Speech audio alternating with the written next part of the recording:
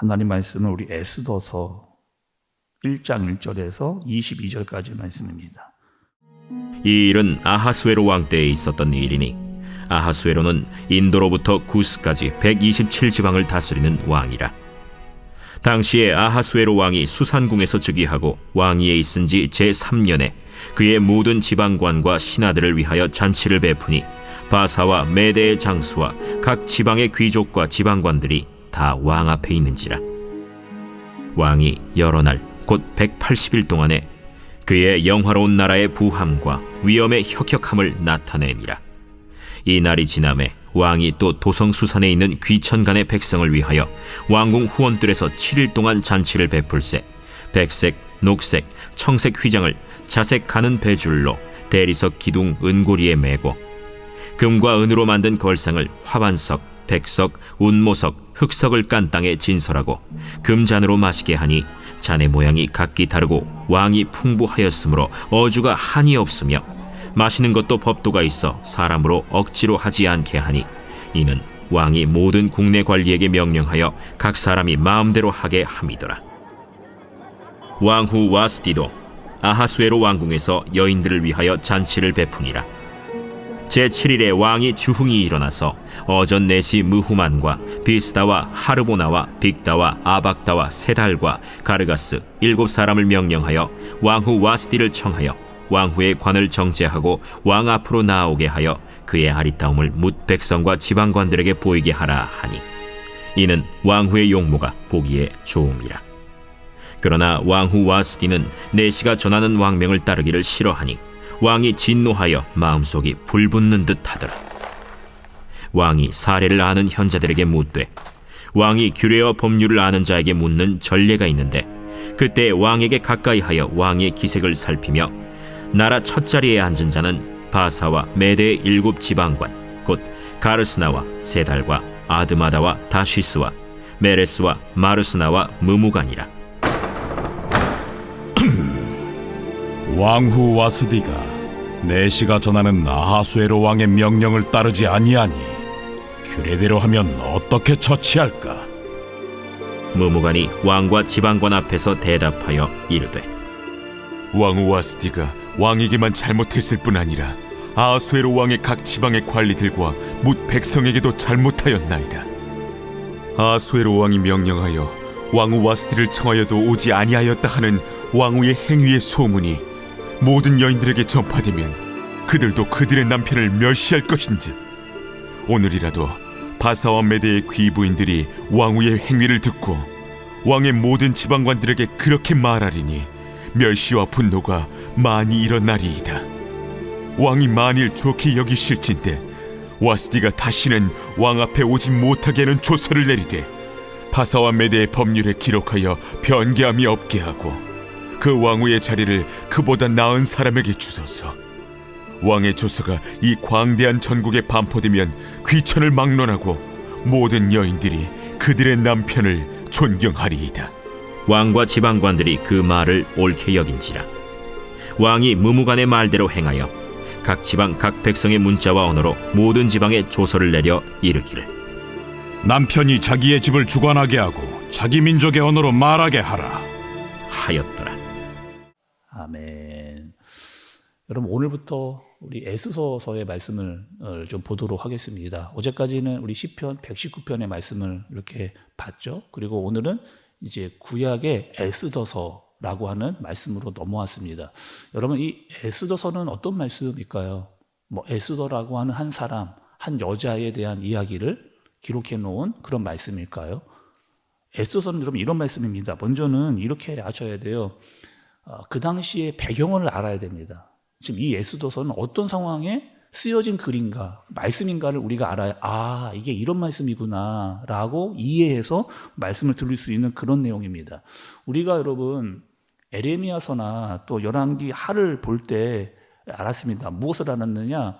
유다가 바벨론으로 끌려가잖아요. 나라가 망해가지고 유다 사람들이 그 바벨론으로 이렇게 포로로 끌려갑니다. 그런데 끌려갔는데 이 바벨론이라고 하는 나라도 그러니까 페르시아예요. 그 당시에 페르시아라고 하는 이 나라에 또 망합니다. 그러니까 지금 이 유다 사람들이 바벨론으로 잡혀와서 바벨론 포로가 되는데 이제는 바벨론이 바사에게 망하니까 바사의 포로가 되어진 그런 상황에 놓여진 그런 상황입니다. 그리고 이 바사 제국은 유다 사람들을 포로로 잡아온 지, 그러니까 바벨론으로부터 포로를 잡아온 지 70년 만에 다시 이 가나안 땅, 그 이스라엘 사람들을 다시 1차 포로로 돌려보내게 됩니다. 그런데 돌아오지 못했던 그 바사 제국에 남아있던 사람들이 있잖아요. 바사 제국에 남아있던 사람들의 이야기가 바로 에스더서입니다.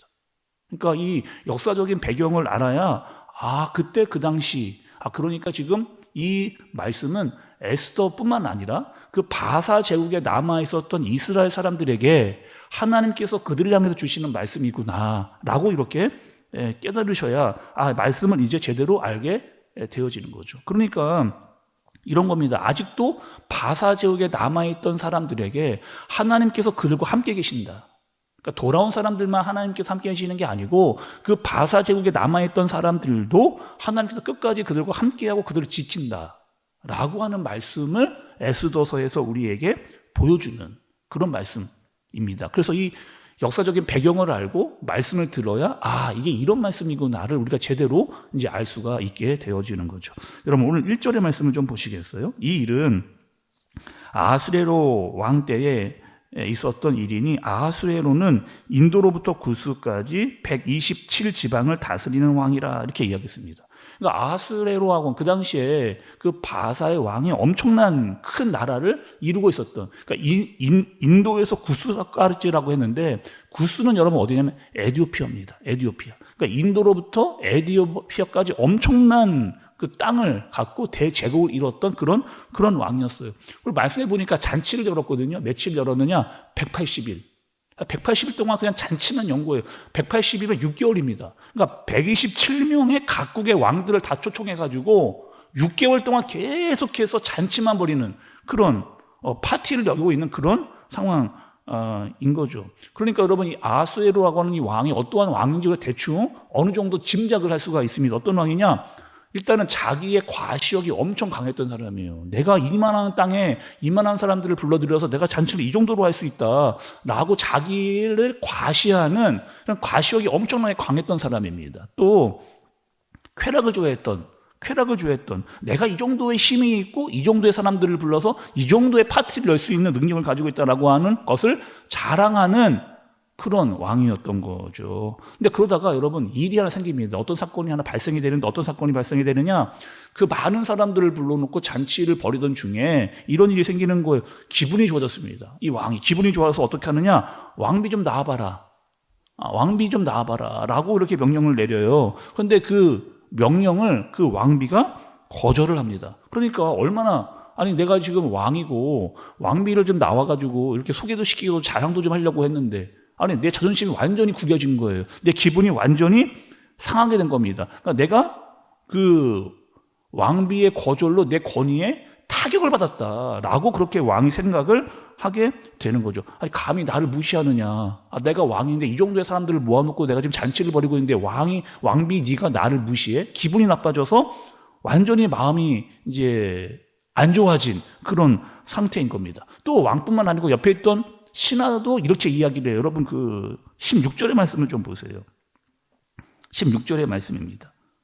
문무관이 왕과 지방관 앞에서 대답하여 이르되 왕후 와스디가 왕에게만 잘못했을 뿐 아니라 아하수에로 왕의 각 지방의 관리들과 뭇 백성들에게도 잘못하였나이다 이렇게 이야기하는 거죠. 옆에서 또 뭐라고 이거는 왕비가 왕의 말을 거절한 거는 왕에만 잘못한 게 아니고 모든 이 나라의 관리들뿐만 아니라 백성들도 무시한 것이다 이렇게 이야기를 합니다. 그러니까 왕이 화가 더 나가지고 그 왕비에게 어떻게 다시는 내 앞에 나타나지 말아라, 다시는 내 앞에 세우지 말아라 라고 하는 명령을 하게 되어집니다. 그리고 모든 권위, 왕비로서의 모든 권위를 넘겨받고 내 앞에 나타나지 말아라 라고 하는 명령을 내리게 되는 거죠. 또 당시에 여러분 이 시대는 어떤 시대였느냐?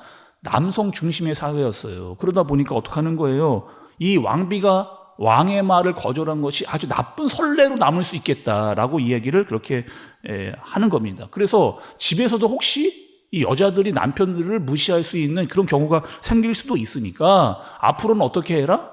무조건 여자들은 다 남편이 쓰는 언어, 그 남편들이 사용하는 그 나라의 언어를 사용해라 라고 하는 명령을 그렇게 내리게 되는 거죠. 자, 여러분 말씀을 한번 생각을 해보세요. 오늘 어떤 말씀이신가?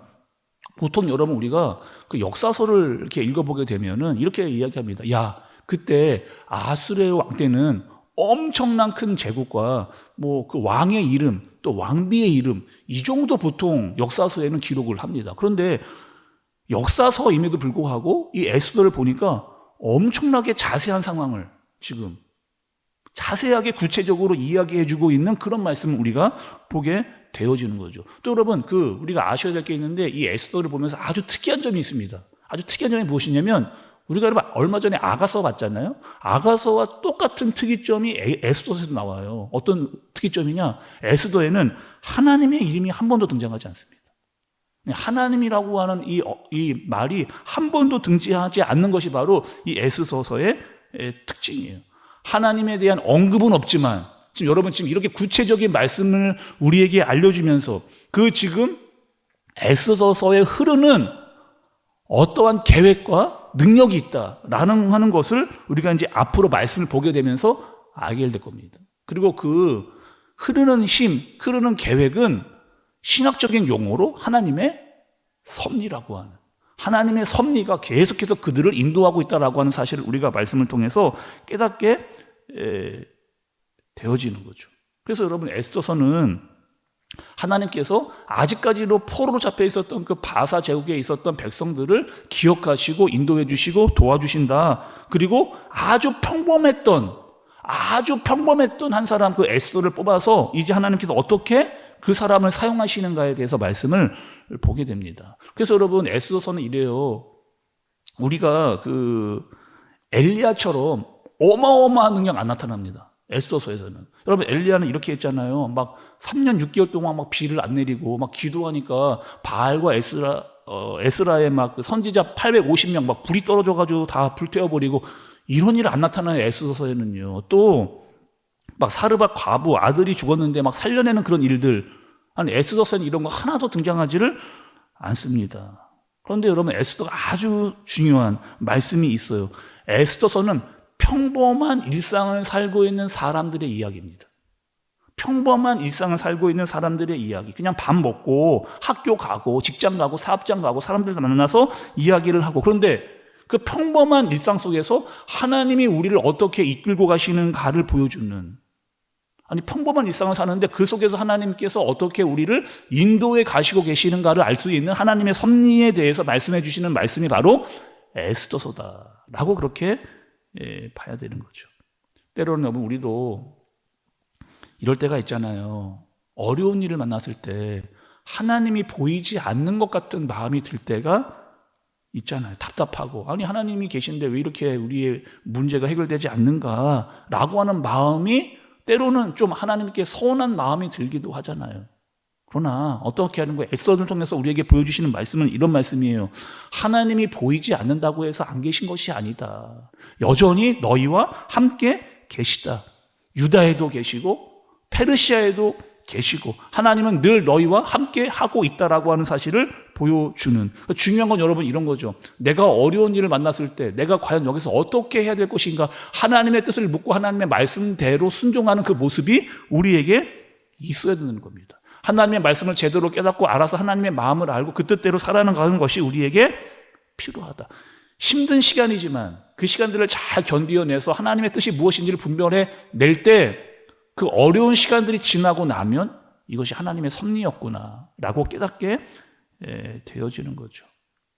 에스더서의 말씀을 통해서 여러분 우리가 이제 계속해서 보아 나아갈 터인데 평범한 일상 속에서 때로는 우리에게 찾아오는 어려운 상황도 있을 수 있겠지만 답답하고 아픔이 있을지라도 하나님이 계시고 하나님의 섭리가 우리 간에 흐르고 있다라고 하는 사실을 분명히 깨닫고 반드시 하나님은 우리의 인생을 통해서 합력하여 선을 이루시게 될 것이다 라고 하는 믿음을 가지고 이 땅을 살아갈 수 있는 저와 여러분들 되어지시길 예수님의 이름으로 축복합니다. 기도하겠습니다. 하나님 아버지, 때로는 하나님이 멀게 느껴질 때가 있습니다. 그러나 여전히 하나님은 나를 지켜보고 계시고 내 눈에 보이지 않아도 나보다 더 큰 계획을 하나님께서 가지고 계십니다. 이 사실을 깨닫고 하나님의 섭리를 의지하여 나아가는, 하나님을 믿음으로 말미암아 나아가는 우리가 되어지도록 주님께서 인도하여 주옵소서. 예수님의 이름으로 기도드리옵나이다.